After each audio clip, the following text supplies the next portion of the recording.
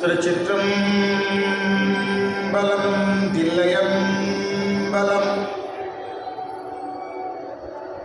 எல்லாம் செயல் கூடும் என் ஆணை அம்பலத்தே எல்லாம் வல்லாந்தனையே ஏத்தே வானுலகும் மண்ணுலகும் வாழ மறை வாழ பான்மை அறி செய்ய தமிழ் பான்மிசை விளங்க ஞானமத இந்திகர முந்தி விழி நால்வாய் ஆனை முகனை பரவி அஞ்சலி செய்யிருப்பார்.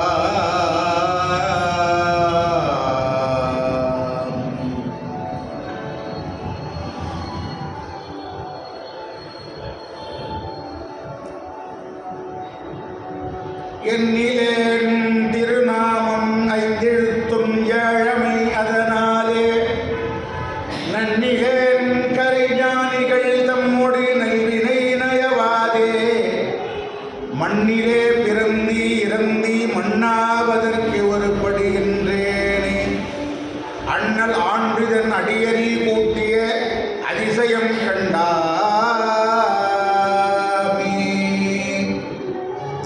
ஜெய ஜெய அஞ்சனேயா ஜெகம் புகழும் அனுமார் போற்றி.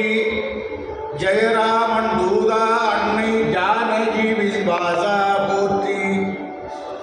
சகல சஞ்சலத்தை தீர்க்கும் சஞ்சீவிராயா போற்றி. அஞ்சனா தேவி என்ற எங்கள் அனுமந்தா போற்றி போற்றி.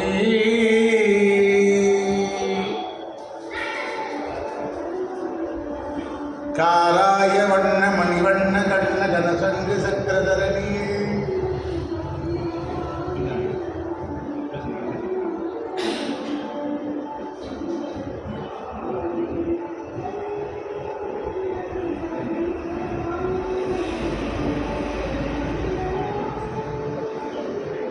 காராய வண்ண மணிவண்ண கண்ண கனசங்கு சக்கரதரணி சீராய தூய மலர்வாய நீய ஸ்ரீராமராமன் எனவே தாராய வாழ்க தருநெஞ்சி சூழ்க தாமோதராய நமவோம்.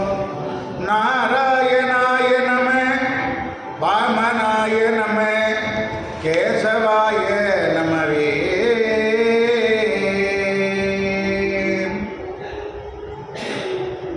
கோழியர்கோன் எப்பொழுத்த புகழியர்கோன் கடல் போற்றி.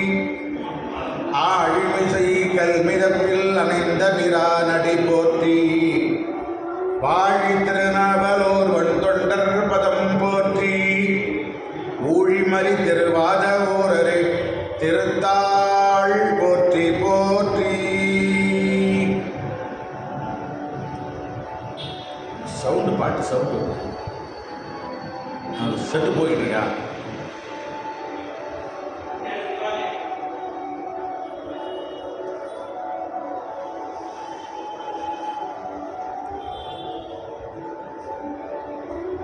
மேலே பாட்டு எதை போகிறாள் இது சிவாலிங்கம் அவகை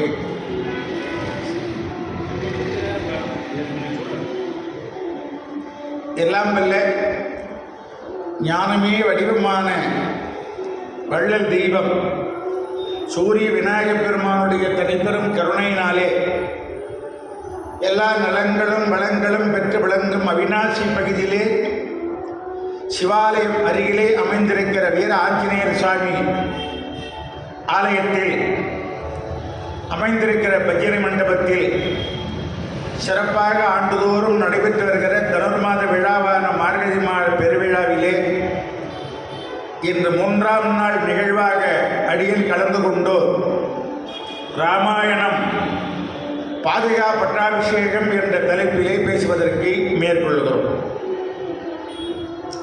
ஒரு பாதுகை கூட பட்டாபிஷேகம் செய்து கொண்டு 14 ஆண்டுகள் ஆட்சி செய்த வரலாறு நம் சமயத்திலே நடைபெற்றது. திருவடி பெருமதியம் அடிய புற்றா பாரதப்பற்றானோ அடி உதவுறா போல அண்ணன் தம்பி உதவ மாட்டாங்கன்னு செய்தி. திருவண்ணாமலை வரலாற்றிலே திருவடியை பார்க்க போன நாராயணர் ஸ்ரீமன் நாராயணர் என்கிற பெருமை திருமுடியை பார்க்க போன பிரம்மனுக்கு இல்லை. திருவடிக்கு பெருமை அதிகம். அதனால்தான் பெருமாள் ஆலயங்களில் வைணவ ஆலயங்களில் இந்த திருவடியே நம்ம தலைமையில வைப்பார்.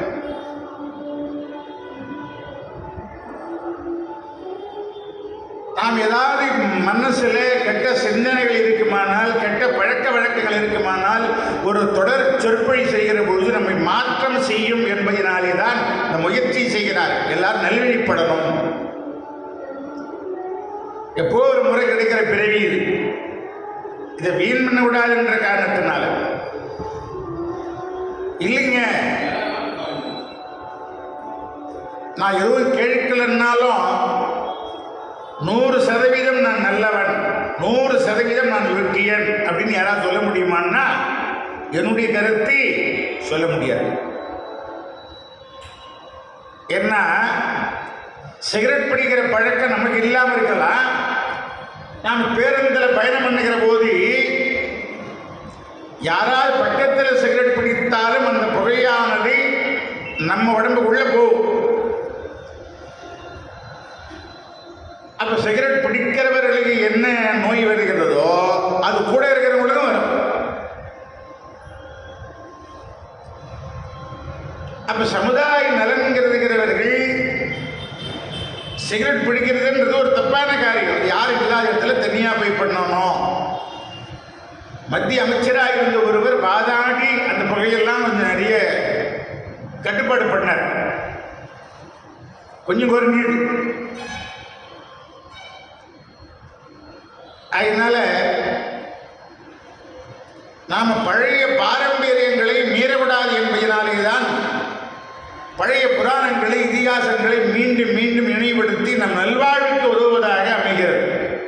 இப்போ ஆடை போடுறமே, ஜீன்ஸ் பேண்ட்னு ஒன்று போடுறாங்க இளைஞர்கள். அது பார்த்தீங்கன்னா காற்றே உள்ளே போகாது, உடம்புக்கு அது வந்து ஆரோக்கியம் கிடையாதுங்க.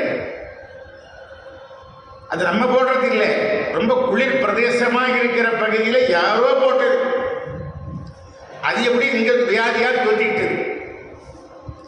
நம்ம ஆடையெல்லாம் பார்த்தீங்கன்னா நல்லா காற்றோட்டமான, காற்று உள்ளே போகிற மாதிரி சாதாரணமான ஆடையாக தான் இருக்கும். ராமாயணம் என்பதை போன யுகத்திலே நடைபெற்றது. கலியுகம் பிறந்தி 5000 ஆண்டுகளை தாண்டி விட்டதா சயின்ஸ் சொல்றது, விஞ்ஞானம். அப்ப அத்தனை 1000 ஆண்டுகளையும் தாண்டி ஒரு இதிகாசம் நிற்கிறது என்று சொன்னால் அது எவ்வளவு வலிமையானதா இருக்கும். அது வலிமையானது இல்லைன்னா இவ்வளவு காலம் இருக்குமா? ராமாயணம் இருக்குமா? ஜனங்க மறந்துருப்பாங்க. ஒரு இளைஞர் சொன்னாரு, நல்ல ராமாயணம் தேர்ச்சியா பேசுறத போயிட்டு சொன்னாரு, ஏன்னா ராமாயணத்தை எவ்வளவு நாள்ல சொல்ல முடியும் அப்படின்னு கேட்டார். கொஞ்சம் சுருக்கமா வேகமா சொல்லணும்னா கேட்டவர் சொன்னார், அப்படியா சுருக்கமா வேகமா சொல்லணும்னா ஒரு 10 வருஷத்துல சொல்லிடுறேன்னாரு. 10 வருஷம் என்னங்க? சுருக்கமா சொல்லுங்க, வேகமா சொல்லுங்கன்னா 10 வருஷம் சொல்றீங்க, அவ்வளோ டைம் எனக்கு இல்லைன்னா. சரி, 1 வருஷத்துல சொல்லிடுறேன். 1 வருஷமா? 365 நாள் ஆகாது. அதை விட கொஞ்சம். அப்படியா? 1 மாசத்துல சொல்லிடுறேன். இல்லைங்க, 1 மாசம் என்னால் ஒதுக்கி வர முடியாதுங்க. அவர் சொன்னாரு, ஒரு நாள் என்ன சொல்லிடலாம், ஒரே நாள். ஒரு நாள் கூட யார் கேட்கறோம் ராமாயணத்தை முழுமையும். அப்புறம் தான் சொன்னார், ஒரு எலுமிச்சை பழம் வாங்கிடான. எலுமிச்சை பழம் வாங்கியிருந்தான், அதை தூக்கி போட்டு புடி, அதுக்குள்ள ராமாயணத்தை முடிச்சுடுறேன். இது நல்லா இருக்குதுங்க, டைம் சீக்கிரமாக இருக்குதுன்னு அவன் அந்த எலுமிச்சை பழத்தை வாங்கியிருந்தான், தூக்கி போட்டான். ராமன் பிறந்தான், அவனால் ராவணன் இறந்தான். முடிஞ்சு போச்சு போ. ராமன் பிறந்தான், அவனால் ராவணன் இறந்தான். ராமாயணம் முடிஞ்சு போச்சு, நீ போலாம். கேட்டான், எப்படி இறந்தான்? அப்போ விளக்கமா சொல்லவா? ஆமாம், குறைந்தது ஒரு மாதம் அவன் பரவாயில்லையா? பரவாயில்லன்ட்டான். எனக்கு ஒரு சந்தேகம் மனசுல, ராமன் பிறந்தான் ராவணன் இறந்தான்னா இடையில ஏதோ ஒரு கதை இருக்குது. ஒருத்தன் பிறந்தா ஒருத்தன் எதிர்வானா? அதன் பிறகு ஒத்துக்கிட்டா ஒரு மாதம் கேட்டானா. சில பேர் நாம கூடங்க டைம் இல்லை ஓடிடு. எங்க ஒன்னாலும் ஓடலாம், கோயிலையும் ஓடுறான், பிரகாரத்தில் ஓடுறான். வேகம் கிடைத்தாண்ட வேந்தன் அடி வெளிக. வேகத்தை கெடுத்து ஆழ்கிற இடமே கோயில் தானே. அங்கேயுமா வேகம் காட்டுற ஓட்டப்பந்தயம் ஓட்டாங்க. சில நண்பர்கள் சொல்லுவார்கள், திருவண்ணாமலையிலே மலை வளம் நான் 2.25 மணி நேரத்தில் வந்துட்டேன், 2.5 மணி நேரத்தில் வந்தேன். அப்போ அந்த மலைவளம் வருகிற பொழுது நம்ம வேகமாக போகணுன்ற சிந்தனை தான் இருக்குமே தவிர சாமி வேலை சொன்னாங்களான்னா இல்லை. அப்போ போன பலன் ஏதாவது அவனுக்கு கிடைக்குமான்னா இல்லை. ஒரு நண்பர் சொன்னார், திருவண்ணாமலை பௌர்ணமி மலைவளம் வந்தா கடன்லாம் தீர்ந்துருன்னு சொன்னாங்க.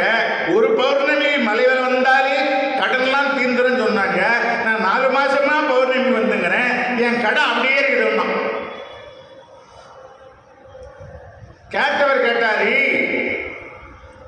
அந்த மலைவளம் தொடங்கி நிறைவு பண்ற வரைக்கும் சிவனை பத்தி தானே பாடி போற பேசும் போற அப்படின்னாரு. இல்லைங்க,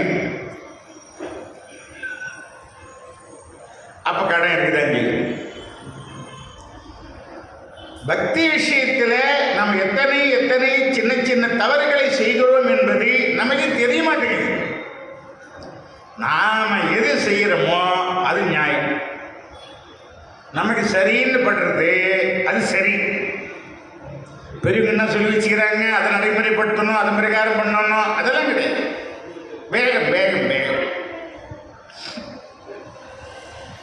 தசரத மகாராஜா கொஞ்சம் அலங்காரம் பண்றதுல பிரியர். எல்லாருக்கும் அலங்காரம் பண்றதுல பிரியம் தான், இல்லைன்னா அம்மா பியூட்டி பார்லர் வருமா? அலங்காரம்னா எல்லாருக்கும் பிடிக்கும், அதுவும் பெண்களுக்கு அதிகமாக பிடிக்கும். பெண்களுக்கு மேக்கப், கைதிகளுக்கு லாக்கப் இருக்கும். ஆண்கள்லாம் டைம் ஆகிட்டுன்னா சட்டை மாட்டி ஓடி போய் பஸ்ஸை பிடிச்சி வெளியூர் பயணம் போயிட்டே இருப்பாங்க, தலைவரனோட பரவாயில்ல. ஆனால் பெண்கள் அந்த சேலைக்கு தகுந்த ஜாக்கெட் பண்ணணும், கலர் மேட்ச் வரணும், அதுக்கு தகுந்த கலர் ஸ்டிக்கர் போட்டு கிடைக்கணும். எத்தனை வேலை இருக்குது. கொஞ்சம் மேக்கப்பை அலங்காரத்தை விரும்புறது இயல்பு தான். தன் அழகாக காட்டிக்கிட்டு ஒன்றும் தவறு இல்லை. தசரத சக்கரவர்த்தி ஒரு நாள் கண்ணாடி முன்னே நின்று தன்னை அலங்காரம் செய்தான் போனா, இது வரைக்கும் தெரியாத ஒன்று காதோறும் இந்த கிடுதாடுவாங்க கீழ்ப்பகுதியில ஒரு முடி வெள்ளை வெள்ளையில் என்று தெரிந்தது. ஆஹா, என்ன காலம் அது! இப்பெல்லாம் 15 வயசு 20 வயசு பையனுக்கு வெள்ளை முடி வந்து, அது முன்ன பேர் வயசான பிறகு வரும். வக்கீல் நோட்டீஸ் விட்டார், எம்ம தருமன்னுவாங்க, எம்ம விடுற வக்கீல் நோட்டீஸ் விடுவாங்க. இப்போ சின்ன பையனுக்கு வருது. அந்த வெள்ளை முடி பார்க்கிற பொழுது அந்த வெள்ளை முடி இவர்கிட்ட ஏதோ பேசுற மாதிரி இருக்குதான்.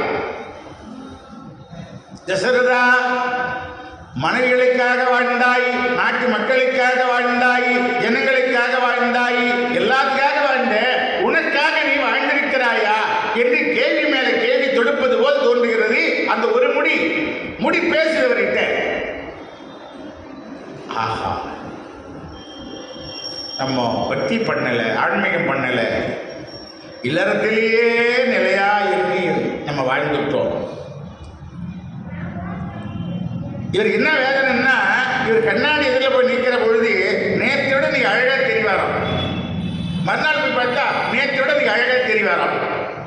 இது நிஜமா இருக்குமான்னு உங்களுக்கு சந்தேகம் வரலாம். என்னங்க, வயசாக அழகு குறையும். குழந்தை இல்லைங்கிற அழகு பெரிய பையனானா இல்லை, அப்புறம் கல்யாணம் ஆனா இல்லை, அப்புறம் குழந்தை குட்டி பிறந்தா இல்லை, எப்படி இருக்கிற அழகு குறையத்தானே செய்யும். அது எப்படி தசரதன் மட்டும் அழகு கூடிக்கிட்டே இருந்தது? இன்னைக்கும் சில பேருடைய முகம் பார்த்தீங்கன்னா பௌர்ணமி நிலா போல ஒரு ஒளிவட்டமாக இருக்கும். சுருக்கு இருக்காது, அழகாக இருப்பாங்க. அவங்கள பார்த்தா ஆணாக இருந்தாலும் சரி, பெண்ணாக பெண்ணாக இருந்தாலும் சரி இன்னொரு முறை பார்க்கலாமான்னு தோணும். முகம் பிரகாசமாக அதை சொல்கிறேன். ஏன் அப்படி யார் இருப்பாங்கன்னா, யாரு व्यसनப்படாம இது நடக்கல அது நடக்கல புலம்பாம சாதாரணமா இருக்கிறாங்களோ அவர்கள் முகம் எப்பவுமே அழகு குறையாது. சீக்கிரம் அழகு குறையாம இருக்கணும்னா எதை எண்ணி வருத்தப்படாதீங்க. நடக்கத்தை நடக்கட்டும், பார்த்துக்கலாம். யார் அனுபவிக்காத இப்ப நம்ம அனுபவிச்சுக்கிறோம். எந்த சிந்தனை இருந்தாலே உடம்புல அழகு குறையாது. தசரதனுக்கு எதிர்த்து பேசாத பட்டத்திராணிகள் 3 பேர். நாட்டு மக்கள் நலமா வாழ்கிறாங்க. நாட்டு மக்கள் நல்ல மக்கள். மாதம் மும்மாறி மழை பொழிகிறது. ஆலயங்கள் ஆதிகால பூஜை நடைபெறுகிறது. கழிவர் பயம் இல்லை. ஆரோக்கியமா மக்கள் வாழ்கிறார்கள். நோய் கிடையாது. வரிப்பணம் எல்லாம் குறைவா போடுறாங்க. மக்கள் முன்தேதியிலே வரி கட்டுறாங்க. சௌக்கியமா இருக்கிறாங்க. எல்லாரும் நல்லா இருக்கிறாங்க. தசரதனுக்கு எண்ணி வருத்தப்பட வேண்டிய செய்தி என்று ஒன்று கூட இல்லை. ஒன்னே ஒன்று இருந்தது, குழந்தை இல்லாத போற. அதுவும் தான் சரியாயிடுச்சு. ஆனால் ஒரு குறிப்பிட்ட காலத்தில் இப்ப அரசாங்கத்தில் வேலை செய்யறவங்கள 58 வயசு ஆன உடனே 58 வயசான உடனே ஏன் அனுப்புறாங்க? ஏற்கனவே இருக்கிற கம்பீரம் இருக்காது. நீ போய் ஓய்விடு அப்படின்னு அனுப்புறாங்க. அப்படின்னா அர்த்தம் 60 வயசுக்கு மேலே எல்லாருமே நம்ம எந்த பணியில் இருக்கிறோமோ, எந்த கடமையில் இருக்கிறோமோ, எந்த பொறுப்பில் இருக்கிறோமோ அதுலேருந்து ரிட்டையர் ஆகணும், ஓய்வு எடுக்கணும். நம்ம மாற மாட்டோம். மாமியாருங்க கல்யாண சாகிய மருமகள் கிட்ட அவ்வளோ சீக்கிரம் கொடுக்கறதில்லை. கிழவியான கூட ரிட்டையர் ஆகணும், இல்லை ஆக மாட்டாங்க. கல்யாணத்தில் மாமி பட்டன் கட்டுறாங்களே, அது எதுக்கு தெரியுங்களா? நாத்தனா பட்டன் கட்டுவாங்க. எதுக்கு தெரியுங்களா? எனக்கு இருக்கிற அதிகாரங்களை எல்லாம் வருகிறது வீட்டுக்கு மருமகளாக வருகிற இந்த பெண்ணுக்கு நான் தத்தம் செய்கிறேன், என் பொறுப்பை அவர்கிட்ட ஒப்படைக்கிறேன் அப்படின்னு நாத்தனார் ஒப்படைக்கிறாங்க, மாமியார் ஒப்படைக்கிறாங்க. திருமணத்தில் அந்த சடங்கு நடக்குது. ஆனால் வாழ்க்கையில் நடக்குதா? ஏற்றுக்கிட்டாங்களா? அதே மாதிரி எல்லாரும் பண்றாங்களா அப்படின்னா இல்லைன்னு தான் சொல்லணும். வயசாகிற வரைக்கும் பிடிச்சிங்க குடும்பத்தை. ஒருத்தர் சொன்னார், நான் துறவரம் போறேன், நான் சாமியாரா போறேன், இந்த இனிமேல் தேடாது மனைவிட்டு சொல்லிட்டு வீட்டை விட்டு போனார். 1 கிலோமீட்டர் போன பிறகு என்னமோ ஞாபகம் வந்து திரும்பி வந்தார். மனைவி பார்த்து, சுண்ணாம்பு டப்பா வெளியே மாட்டில் வச்சுட்டேன், எடுத்து உள்ள வைங்க. சுண்ணாம்பு டப்பா அது எங்க இருந்தா அதான் சாமியார போறேன்னு போயிட்டு. சில பேர் அந்த மாதிரி ரிட்டையர் ஆகவே பிடிக்காது. தசரதன் நினைக்கிறார், நாம இப்ப ஓய்வு எடுக்கணும், அடுத்த தலைமுறைக்கு ஆட்சியை கொடுக்கணும், ராமன் கிட்ட கொடுக்கணும். மனசுல ராமன் கிட்ட கொடுக்கணும்னு தோன்றுறது. ஆனா அவர் தனியா செய்ய முடியுமா? எல்லாருடைய கருத்தை கேட்கணும். கல்வி பெரியவர்கள், அமைச்சர் பெருமக்கள், அந்த குருநாதர் எல்லாரும் கேட்கணும். ஒரு குடும்பத்தில் முடிவெடுக்கிற பொழுது அவங்க அபிப்பிராயத்தை கேட்கலாங்க, தவறில்லை. குடும்ப தலைவர் கடைசி முயற்சி பண்ணலாம், முடிவெடுக்கலாம். ஆனா முடிவெடுக்கிறதுக்கு முன்னாடி நீ என்ன நினைக்கிற, நீ என்ன நினைக்கிற, நீ என்ன மனைவிய பிள்ளைகள யாரை வேணாலும் யோசனை கேட்கலாம், தப்பே இல்லை. சில பேர் கேட்க மாட்டாங்க. நான் செய்யறதுதான் நியாயம், நான் செய்யறதான் சரியா இருக்கும், நான் செய்யறதான் செய்வேன். அதை நீங்க ஏற்றுக்கணும். ஒரு வீட்டில் டேபிள் சாப்பாடு சாப்பிட்றாங்க, பாட்டன் பேரன் பிள்ளை மருமக குழந்தை குட்டி எல்லாம் சாப்பிட்டுக்கிறாங்க. இந்த பேரன் தாத்தா கிட்ட என்னமோ சொல்ல வரான். தாத்தா சாப்பிடும்போது பேசாத எத்தனை நாள் சொல்றது, பேசாம சாப்பிடு. இல்ல தாத்தா பேசாதான். இல்ல தாத்தா அது வந்து நான் ஏன் சொல்லிட்டேன். பேரன் பேசாம விட்டான், சாப்பிட்டான். சாப்பிட்டு முடிச்சிட்ட பிறகு அந்த தாத்தா கேட்டார், என்னமோ சொல்ல வந்தியே, இப்ப சொல்லுன்னா. பேரன் சொன்னா, இப்ப சொல்லி ஒன்றும் ஆக போறது இல்லைன்னு. பரவாயில்ல சொல்லுன்னார். நீங்க சாப்பிட்ற சாப்பாட்டில் ஒரு குட்டி கரப்பாம்பூச்சி விழுந்திருந்தது, அதை எடுத்து போட்டு சாப்பிடுன்னு சொல்லான்னு நான் வாய் விட்டா என் வாய் மேலேயே அடிச்சுட்டு கரப்பாம்பூச்சி பிசைஞ்சு நல்லா சாப்பிட்டுட்டு இப்போ என்னன்னு கேட்டு என்ன போதுமா? இப்போ அந்த பாட்டில் எப்படி இருக்க கண்ணுகள் பிதிங்கி போச்சு. பையன் என்னதான் சொல்லுதுன்னு நான் ஒரு வார்த்தை கேட்காத போயிட்டேன். நீங்க நமக்கு தோணா நமக்கு கீழே இருக்கிறவங்களுக்கு, வயதில் குறைந்தவங்களுக்கு, மனைவி பிள்ளைக்கு மகளுக்கு தோணலாம். அதனால அவங்களுக்கு அந்த வாய்ப்பு கொடுக்கறதுல தவறு இல்லை. இறுதி முடிவை நம்ம எடுத்துக்கலாம், ஒன்றும் குடும்ப தலைவர் எடுத்துக்கலாம், தப்பு இல்லை, கேட்கணும். அந்த தசரத மகாராஜா அழகு குடிக்கிட்டே வந்தவர் அந்த ஒரு வெள்ளை முடி கேள்வி மேல கேள்வி மேல கேள்வியா கேட்பதாக உணர்றார். அவர் மனசுல பட்டாபிஷேகத்தை அடுத்த வாரம் பாருங்க, இவர் ஆட்சியில் இருந்தா ஏன் உனக்கு தான் வயசாகி போச்சு, நீ ஆட்சியில் ஏன் இருக்கிறன்னு யாரும் கேட்க முடியாது. அவராகவே முடிவு பண்றாரு, ஒரு வெள்ளை முடி வந்ததுனால முடிவு பண்றாரு, பிள்ளைக்கு மூத்த பிள்ளைக்கு ராமனை பட்டாபிஷேகம் பண்ணணும். ராமாயணத்தில் இருக்கிற சிறப்பை இதாங்க, வருகிற தலைமுறைக்கு வழிவிட்ட இதிகாசம் ராமாயணம். இது மட்டும் இல்லை, ராமரை கொடுக்கணும்னு நினைக்கிறாரு, ராமர் ஆட்சி பண்ணாரா, அவர் பரதனை கொடுக்கிறார். பரத ஆட்சி பண்ணாரா, அவர் சத்திரக்கு கொடுக்கிறார். சத்திரகன் ஆட்சி பண்ணாரா, அவரும் பண்ணல. வாலி சுக்கிரீவன்ல 2 பேர்ல சாமி என்ன பண்ணாங்க, வாலிகிட்டு இருக்கிற ஆட்சியை சுக்கிரீவன் கொடுக்கிறார். ராவணன் விபீஷண இளையவர்ல என்ன பண்ணாங்க, லங்கையில ராவணகிட்ட இருக்கிற ராஜ்யத்தை பிடுங்கி விபிச்சாழ்வார் கொடுக்கிறார். இளைய தலைமுறைக்கு தான் வயசாகிற வரைக்கும் ஆட்சியில பொறுப்புல, ஆட்சின்னா அரசியல் மட்டும் இல்லைங்க, குடும்பத்திலே அப்படிதான். பிள்ளைக்கு குடும்பத்தை நிர்வாகம் பார்க்கிற வயது வருமானால் அவங்ககிட்ட பொறுப்பை வச்சுட்டு நம்ம ரிட்டையர் ஆகிடலாம். சௌக்கியமா நம்ம கேள்வி கேட்கலாம், சௌக்கியமா இருக்கலாம். சில பேர் ரிட்டையரே ஆக மாட்டாங்க, பையன் உஷார் இல்லை, அவன் ஜாக்கிரதை இல்லை, அவன் சரியில்லை, அவன் கேர்லெஸ், எதையோ சொல்லிட்டு அவங்க பிடியிலே வச்சிருப்பாங்க சில பேர். அது நல்ல பழக்கம் இல்லை. அதுக்குதான் அரசாங்கம் 58 வயசுன்னு வச்சு நமக்கு ஞாபகம் பண்ணும். இந்த ஒரு முடி வந்தது கவி சக்கரவர்த்தி கம்பர் என்ன சொல்றாரு, தீங்கிடி தீங்கிடை ராவணன் செய்த தீமைதான் அங்கொரு நிறையதாய் அரும்பிற்றாமென பாங்கொரி வரி நரை படிம கண்ணடி அங்கதி கண்டனல் அவனி கவலை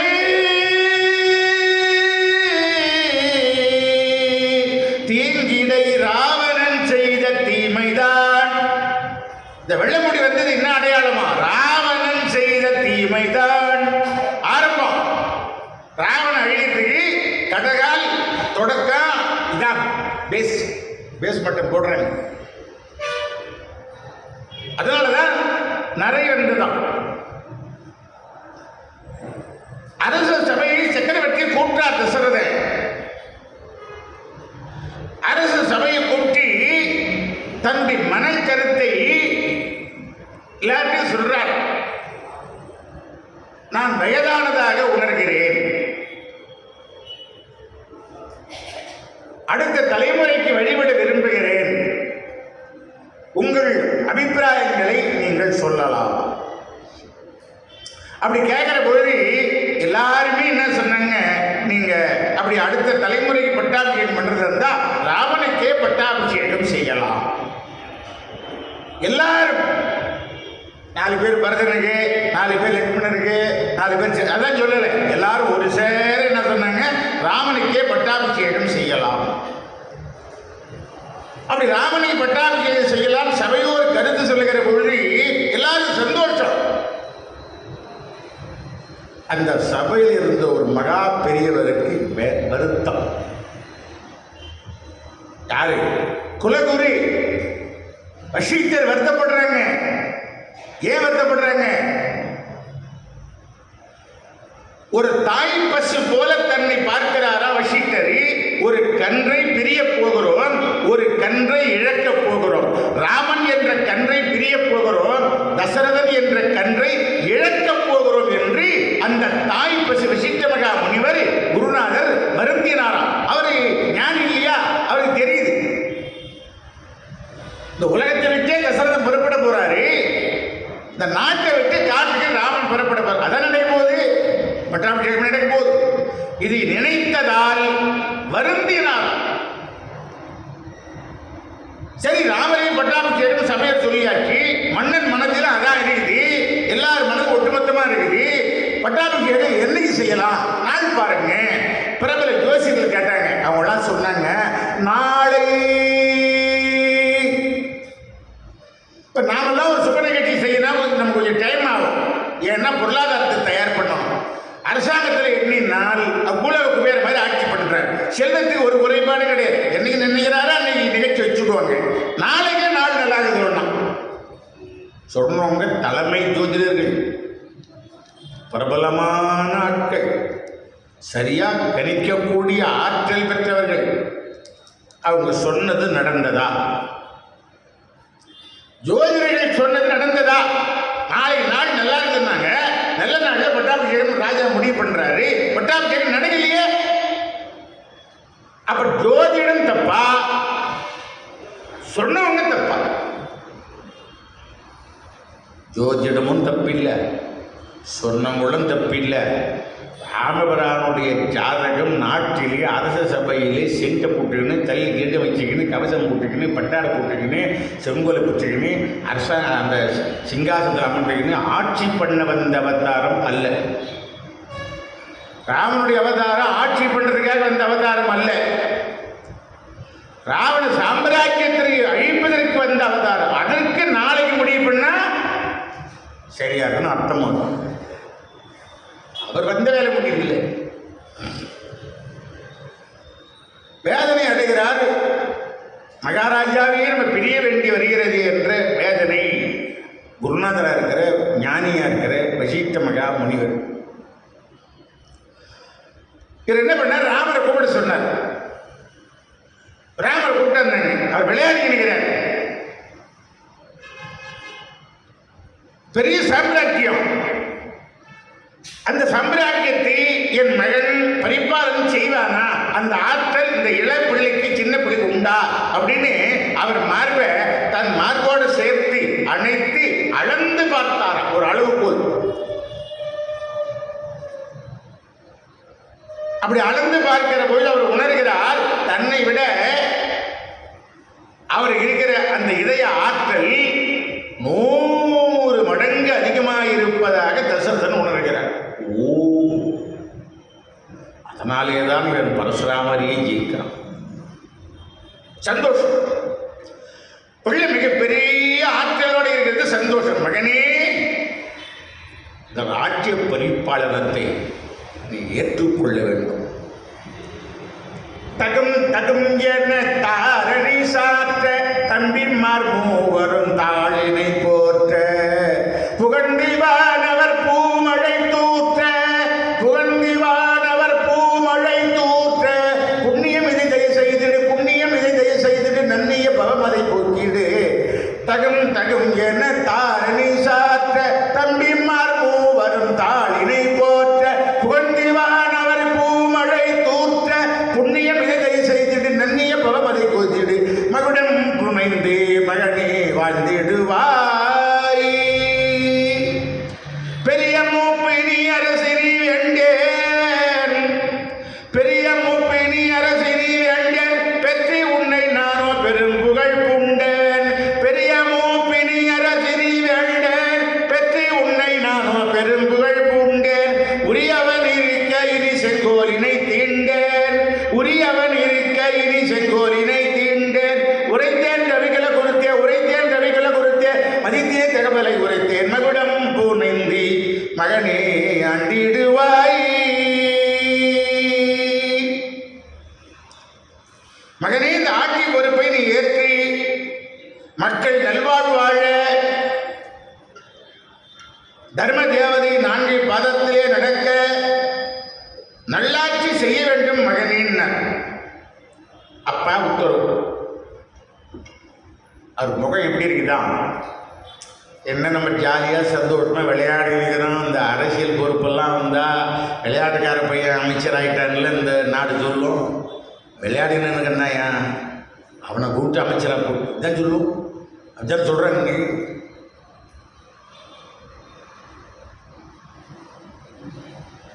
நீங்கள் கேட்டுக்கொண்டிருப்பது ராமாயணம்.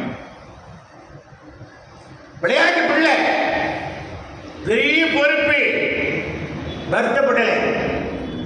மாமீரி பதவி கிடைக்கிறதே, ராஜாவா பேரரசனா சக்கரவர்த்தியான ஆட்சி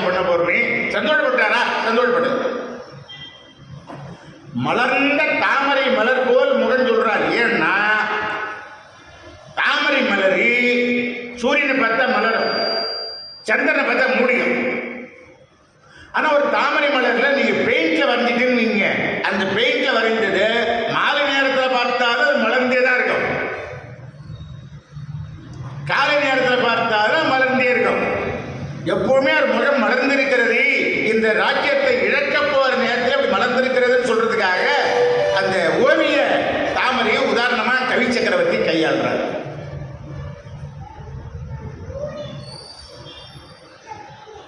ஏற்றுக்கிட்டாங்க. நாட்டு மக்களுக்கு எதனால் தெரிவிப்பது என்னவென்றால், நாளை அதிகாலை கங்கை, யமுனா, காவிரி, கோதாவரி, சரஸ்வதி புண்ணிய தீர்த்தங்களில் இருந்து தீர்த்தம் கொண்டு வர செய்து ராமபிரானுக்கு இந்த ராஜ்யத்தை பட்டாபிஷேகம் செய்து வைத்து ரகசிய காப்பு பிரமாணம், பதவி காப்பு பிரமாணம் எல்லாம் சக்கரவர்த்தி பண்றதா முடிவு பண்ணிட்டார். பொதுமக்கள் அறிய வேண்டியது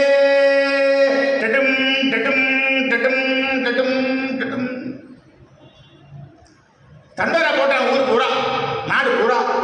இதை கேட்ட ஜனங்கள்லாம் சொந்தா அடுத்த வாரிசு வந்தாச்சா, அதுவும் ராமனுக்கு பட்டாபிஷேகமா, நல்ல பிள்ளையாச்சே. ராமன் உடனே எல்லாருக்கும் தங்கள் வீட்டு பிள்ளைக்கு அரசு கிடைக்க பரிசு. ஏன்னா அவர் யாரை பார்த்தாலும் நலமில்லை இருப்பார். இன்னைக்கு சில பேர் யாருன்னா பார்த்தாங்கன்னா முதல் வார்த்தை சாப்பிட்டீங்களா, சாப்பிட்டீங்களா, ஏன்னா சாப்பிட்றீங்களா. சில பேர் சொல்லுவாங்க, நீங்கள்லாம் எங்கள் வீட்டில் சாப்பிட மாட்டீங்க. சொல்லி இந்த மாதிரி சொல்லிட்டா எவன் சாப்பிடுவோம். சில சொல்லுவாங்க, நான் சாப்பிட்டேன்னு சொன்னா கூட சாப்பிட்டாலும் கூட இல்லை, சும்மா உட்காந்து இருந்தது ஒரு கைப்பிடி ரசம் சாப்பிடும். அது அன்பு அதிகமாக சொல்றது. ஒரு வகையில் பார்த்தா உடம்பு கெடுக்கிறது. ஆனால் அன்பு அதிகத்தினால எங்கள் வீட்டு சாப்பாட்டை ஒரு கைப்பிடி உட்காருங்க, எழுதுறங்க, வேணாம் சொல்லாதீங்க. இது அன்பு அதிகம். சாப்பாடு போடுறதுல எத்தனையோ விதம், சாப்பாடு போடுறதுல எத்தனையோ. ஒரு மாப்பிள்ளை 11 மணிக்கு வந்தான். மாமியார் உப்புமா தயார் பண்ணி சாப்பிட்டு மீதி இருக்குது கொஞ்சமா. மாப்பிள்ளைக்கு 10மா உப்புமா, 11 மணி. சரியும் சாப்பிட்டு தான் வந்திருப்பான். மணி 11 ஆகிட்ட. ஆனால் கேட்கணுமா இல்லையே, மாப்பிள்ளையாச்சே. அது நம்ம பெரியவங்களாம், அப்பன் நீ அம்மை நீ அன்புடைய மாமனும் மாமியும் நீ. அப்பன் நீ அம்மை நீன்னு திருமணியே போட்டுட்டு இந்த மாமியார் மாமனார் போடுகிற பொழுது அன்புடைய மாமியும் மாமனும். அப்பா அம்மா விடவா மாமியார் மாமனார் அன்பு அப்படின்னா அர்த்தம். மாப்பிள்ளை மாப்பிள்ளை மாப்பிள்ளைன்னு உயிரை வச்சிருப்பாங்க. உங்க மாப்பிள்ளை நல்லா வச்சாதான் பெண்ணை அவசரமா வச்சிருப்பான். மாமியார் சொல்லுவாங்க, திடீர்னு மாப்பிள்ளை வந்து நின்றுட்டாரு, கையும் உடல காலும் புரியாது, சந்தோஷம் அதிகம் ஆயிடும். அது மாதிரி இந்த மாமியார் என்ன பண்ணா, மாப்பிள்ளைய ஃபார்மாலிட்டி கேட்டா, கேட்கிற முறைக்கு மாப்பிள்ளை டிஃபன் பண்ணலாமேன்னா சரி மாமின்னு உட்காந்துட்டான். அவன் சாப்பிடாம வந்தான் போது. மாப்பிள்ளை சாப்பிட்டான்னு ஏதோ ஒரு முறைக்கு கேட்டாங்க இவங்க. அவன் உட்காந்துட்டான். உப்புமா கொஞ்சமா இருக்குது, 10மா, வேற வழி இல்லை. அவசரத்தில் வாழை இலை கட் பண்ண கூட டைம் இல்லை. வீட்டில் ஒரு புது எவர்சில் தட்டு இருந்தது. அந்த தட்டில் உப்புமா வச்சு பொடிக்கு தண்ணி வச்சுட்டு இருந்தோம்மா, காலி ஆட்டை விட்டு உப்புமா இல்லையே, நம்ம தோட்டப்படமாக போயிட்டோம்னா மாப்பிள்ளை எழுந்து போய் கையெழுப்பிடுவார் அப்படின்னு தோட்டப்படமாக போயிட்டான். இவனுக்கு உப்புமா இன்னும் ஸ்டாக் இல்லைன்னு தெரியாது. இன்னும் ஸ்டாக் இல்லைன்னு நினச்சின்னு அதனால பொன்முருவில் அந்த உப்புமா. சில பேர் ரவ உப்புமா பண்ணாங்கன்னா பொங்கல் மாதிரி இருக்கணும். அது பல பல பல பலன்னு இருக்கணும், பொன்னிறமாக இருக்கணும். நம்ம சோம்பேறிகள்ன்றது இந்த ரவை பாக்கெட் அனுப்புறவன் கண்டுபிடிச்சிக்கலாம் கம்பெனிக்காரன். அவன் வறுத்த ரவைன்னு போகிறான் இப்போ பாக்கெட்டு. அவனுக்கு வேறு வேலை இல்லை, வறுத்த நேரம் பண்ண உண்மையிலே. வறுத்த ரவையை நம்பி நம்ம அப்படியே செய்ய முடியுமாங்க? சும்மா ஒரு பெற்றுவோம். ரவையை நல்லா வறுத்தா தான் வயிறு வலிக்காமல் இருக்கு. சாப்பாட்டு விஷயத்தில் நான் கொஞ்சம் நல்லா தெரியணும். ஏன்னா நான் சாப்பாட்டுறாம அதனால தான் இப்படி இருக்கிறேன். இப்போ நான் சாப்பிடல, காலையில் ஆப்பிள் ஜூஸ் குடிக்கிறேன், மதியம் இளநீர் மட்டும்தான் சாப்பிட்றேன், இரவு மட்டும்தான் 2 தோசை சாப்பிட்டு நீங்கள் யாரும் நம்புவீங்களா? ஆனால் நான் தான் சாப்பிட்டு வரேன். அனுப்புறதுக்கு தெரியும் உட்காந்துக்கிறேன். நான் தான் சாப்பிட்டு வரேன்.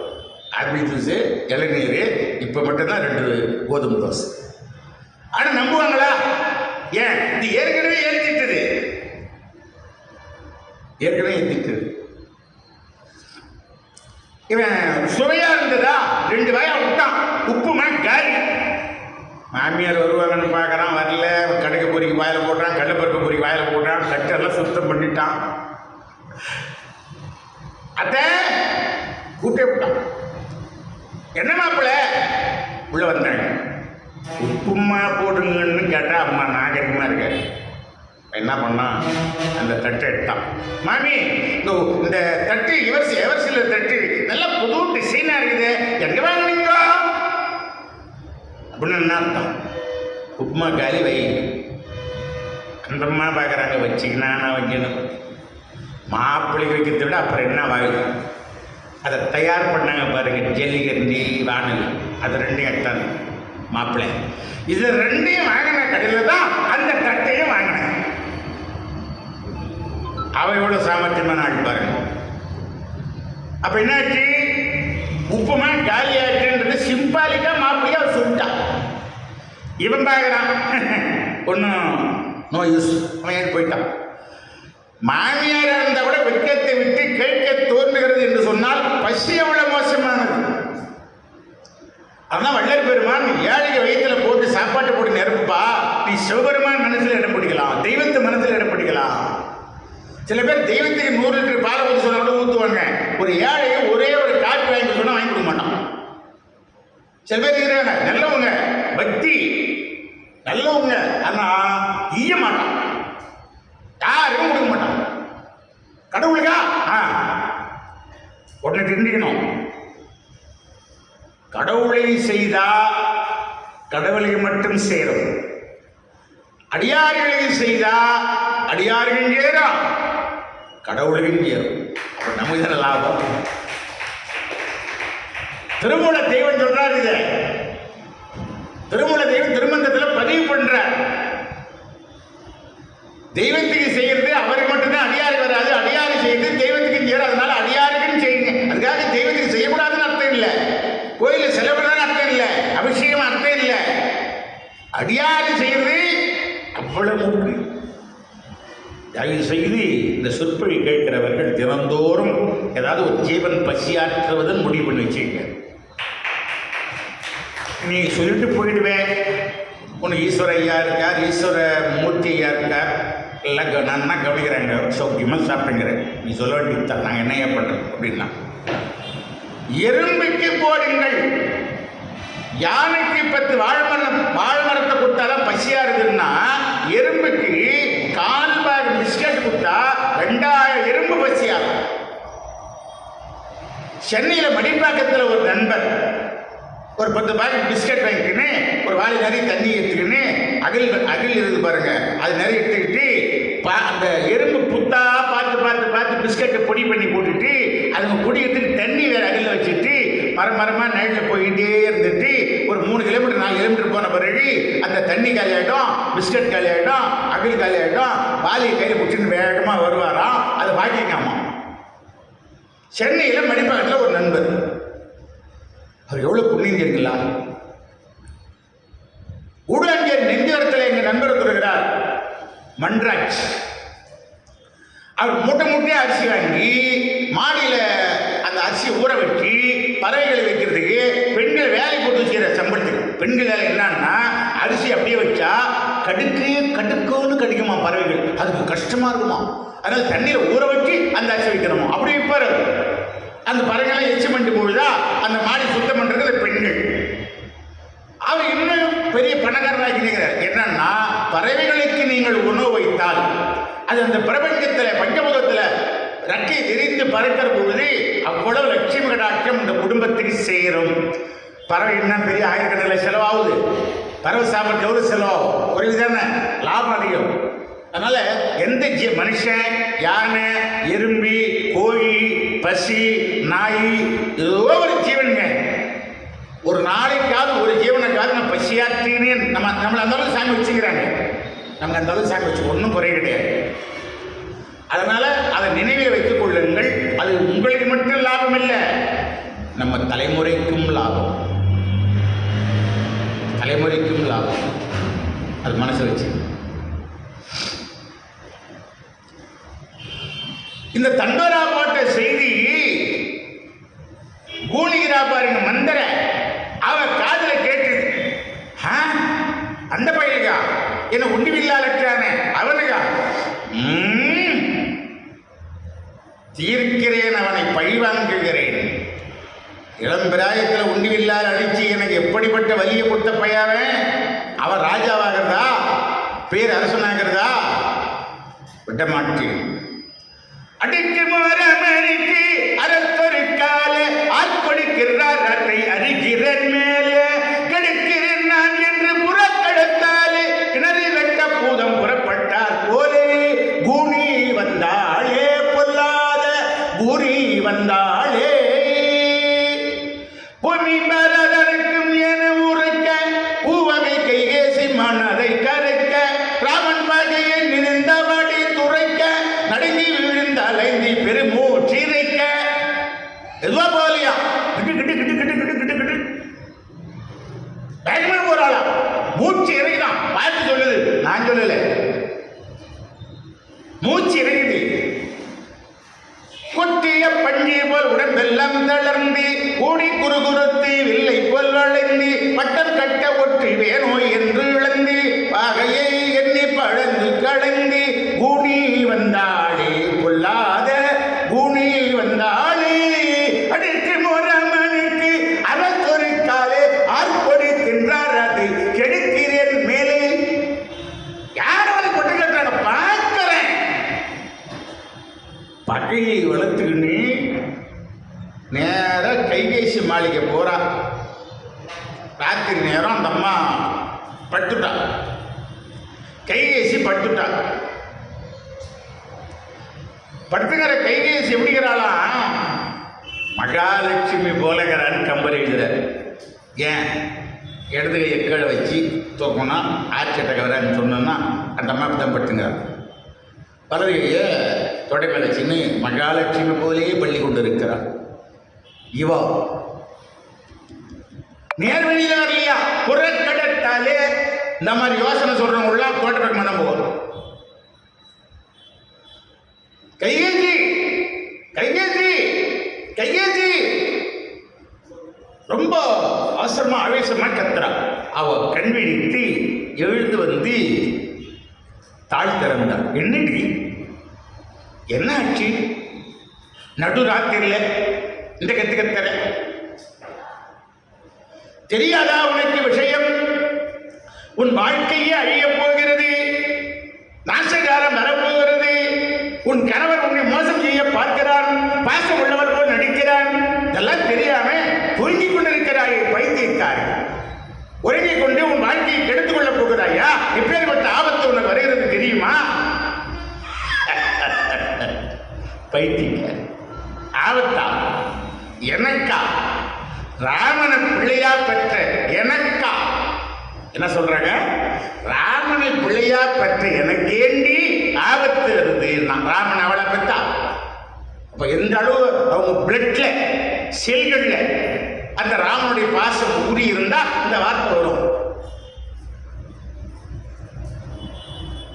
ராமனை நீ பிள்ளை பெற்றியா? பைத்தியக்காரி, அதே ராமனுக்கு நாளை காலை இந்த ராஜ்யத்தை முடிசூட்ட போகிறான் உன்னுடைய நாயகன்.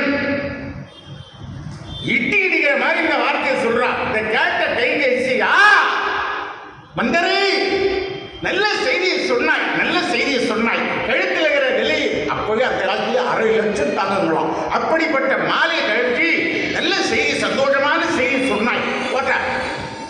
அந்த மந்தரை அந்த மாலை எடுத்து வீசி அடித்தாள். பைத்தியக்காரி, உனக்கு என்ன பைத்தியமா? வாழ்வில் நாசமாக போகிறது என்று சொல்லிக் கொண்டிருக்கிறேன், எனக்கு மாலை போட்டு மரியாதை செய்கிறாய், அன்பளிப்பு தருகிறாய், உனக்கு என்ன அறிவு இழந்து விட்டதா? ஐயோ பரதா, இவள் வயிற்றில் போய் நீ பிறந்தாயே, நீ எப்படியோடா? கேகை நாட்டில் இருக்கிற பரதனுக்கு இவள் என்னடி வளர்ற? ராமன் பட்டாபிஷேகம் சந்தோஷமான செய்தி தானே, அது ஒரு சந்தோஷமான செய்தி. உன் பிள்ளைய நிற்க வைக்கிற, சக்கரத்து பிள்ளைய சிங்காசனத்தில் உட்கார வைக்கிற, இருக்கிட்டான். ராமன் உட்கார்ட்டான், பரதன் நிற்கிட்டான், அவன் அண்ணன், இவன் தம்பி. உனக்கு எப்படி அடி பைத்தியக்க, உனக்கு அரசியல் தெரியாதுதானே சொல்லி வாழ வைக்க உன் தகப்பன் என்னை அனுப்பினான். நீ என் பேச்சையும் கேட்காமல் சக்கரத்தி பிள்ளையை வாழ வைத்து உன் பிள்ளை வாழ்க்கை நாசம் செய்ய பார்க்கிறாய். நாளைக்கு எல்லா செல்வாக்கும் அவளிடத்தில் அல்லவா போயிடும். வெளி கொத்து சாவி அவடிப்பு அல்லவா ஜல்லு ஜல்லு ஜல்லுன்னு போவா. நீ போய் அக்கா கோசலக்கா அக்கா அக்கான்னு தானே பிச்சை எடுத்து வாங்கணும். வாங்குறேன். அக்கா கிட்ட தங்கி கேட்கறதுல என்ன தப்பு? கேட்கறேன். கேட்க வேண்டாம். இவை என்ன சொன்னாலும் பதில் சொல்லிக் கொண்டே இருக்கிறாள் கைதீஸ். எறும்பூர கல்லும் தேயும். கருங்கல்லா இருந்தால் கூட, எறும்பு சின்ன ஜீவனாக இருந்தால் கூட அது போய்கிட்டே இருந்ததுன்னு வைங்க, போக போக போக என்ன ஆகும்? வழி வந்துடும். கல்லும் தேயும். அது ஓய்வு மனசை மாற்றுறதுக்கு பல முயற்சி செய்து கொண்டே செல்வாசை காட்டினா, பதவி ஆசையை காட்டினா, பாசத்து ஆசையை காட்டினா ஒன்றும் நடக்கலை. கடைசியாக எடுத்த பிரம்மஸ்தம் பைத்தியக்க. உன்னுடைய தகப்பன் நாடு கேகை நாடு. கேகை நாட்டுக்கும் மிதிலை நாட்டுக்கும் ஒரு வேளை சண்டை வந்தா ராமன் யார் பக்கம் போவான் தெரியுமா? மாமனார் நாடா இருக்கிற மிதிலை பக்கம் போவான். உன் தகப்பன் நாட்டுக்கு அவன் துணைக்கு போக மாட்டான் தெரியுமா? ராஜா வைட்டன்னா ஒன்று. ரெண்டாவது, உன் தாய் வீட்டிலே இருந்து யாராவது வந்தால் கூட நீயா ஒரு மூட்டை அரிசி எடுத்து சமையல் பண்ணி பதார்த்தம் பண்ணி பச்சை காய்கறி கீரை வகைகள் அப்படிலாம் பலகாரம் பண்ண முடியாது. உன் தாய் வீட்டிலே இருந்து யாராவது வந்தால் கூட கோசலை கிட்ட போய், அக்கா அம்மா வீட்டிலிருந்து வந்திருக்கிறாங்க, பலகாரம் பண்ணணும் என்று யாசிப்பவளை போல ஊனி உருகி பிச்சை எடுப்பவள் போல எடுத்து அவர்களுக்கு உணவு தயார் தேவையா? இது வரைக்கும் மாறாத மனம் தாய் வீட்டை பற்றி சொன்ன உடனே மாறுதலாம். என் அம்மா வீட்டிலேருந்து யாருன்னா வந்தால் கூட நான் போய் கேட்டு வாங்கி தான் பலகாரம். ஆமாம், அவன் பிள்ளை ராஜான்னா அவங்க அம்மா மகாராஜா. செல்வாக்கு வெளி கொத்து சாகி எல்லாம் அவன் தான் இருக்கும். நீ சொல்வது நிஜம் தாண்டி. இப்போ நான் என்ன செய்யறது? பட்டாபிஷேக ஏற்பாட்டை மண்ணின் செய்துவிட்டாய் என்கிறாய். தலைசாட்சியாகிவிட்டது, நாடெல்லாம் தெரிந்துவிட்டது. இப்பொழுது என்ன செய்கிறது? இப்ப எப்படி ஆட்சியை மாற்ற முடியும்? நீ ஏண்டி மாத்துற? நீ ஏன் மாத்துற? சரின்னு சொல்லு, நான் மாத்துறேன். எப்படி? ஒரு காலத்தில் தேவேந்திரனுக்கு உதவி செய்ததற்காக உன்னுடைய கணவன் சம்பராஜுடன் சண்டை காலத்தில் தேர் ஓட்டுவதிலே கெட்டிக்காரியாக இருக்கிற உன்னை தேர் ஓட்டை செய்தான். நீ தேர் ஓட்டுகிற பொழுது சம்பராஜனோட மகாராஜா மோதுகிற பொழுது ஜெயிக்கிற அந்த நேரத்தில் கடைசி காலகட்டத்தில் அச்சு ஒடுங்கி போய் அச்சாணி பதிலும் 2 விரலையை விட்டு ரத்தம் சொட்ட சொட்ட சொட்ட கணவன் ஜெயிக்கணும் என்ற காரணத்தினாலே உடல் வலி தாங்கிக் கொண்டு தேர் ஓட்டினாய். சண்டையில் வெற்றி பெற்று சந்தோஷமா தேவி அப்படி திரும்பினான். சந்தோஷமா திரும்புகிற போது பார்த்தா 2 கையில் அச்சாணி போய் சொருகி இருக்கிறது. ரத்தமா குபு குபு குபுன்னு கொட்டுறது. என்ன காரியம் செய்கிறாய்? கணவன் வெற்றிக்காக மனைவி அப்படி ஒரு துன்பத்தை தாங்கிட்டாங்க. கணவன் வெற்றிக்குன்னா தாய்மார்கள் எதையும் செய்வாங்க. சுமங்கலி பூஜை போய் கலந்துக்கணும், மாங்கல்யத்தை கண்ணில் ஊற்றிக்குவாங்க. வீட்டுக்காரர் நல்லா இருந்தாதானே நல்லது. இதுதான் அந்த காலத்தில் பலவையாக 2 மூக்குத்தி போடுவாங்க பெண்கள். 2 பக்கமும் மூக்குத்தி போடுவாங்க. கணவன் பக்கத்தில் பட்டுக்கிற போது எந்த பக்கம் பட்டிருந்தாலும் அந்த மூச்சு காற்று தங்கத்தில் பட்டு பட்டு கணவன் மேலே பட்டா கணவனுக்கு ஆயுள் நீட்டிக்கும்னு ஒரு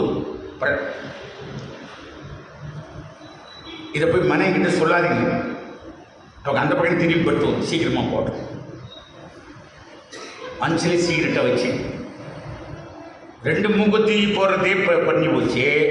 அந்த பலவையாக போகிறதும் பண்ணி போச்சு.